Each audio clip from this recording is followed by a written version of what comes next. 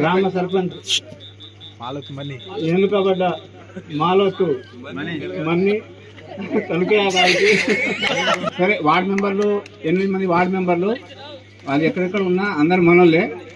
ఇప్పుడు వార్డు మెంబర్లు వేరు కాదు, ఉప సర్పంచ్ వేరు కాదు, సర్పంచ్ వేరు కాదు, అందరూ కలిసికట్టుగా ఉంటేనే మన కపూర్ నాయకండ అనేది అభివృద్ధి చెందుతుంది.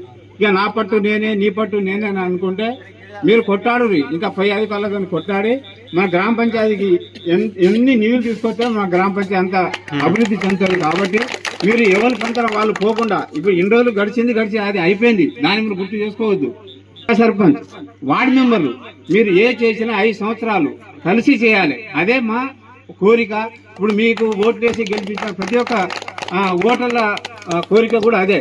కాకపోతే మీరు చేయవలసింది గ్రామానికి అభివృద్ధి అందుబాటులో ఉండవలసిన విషయం.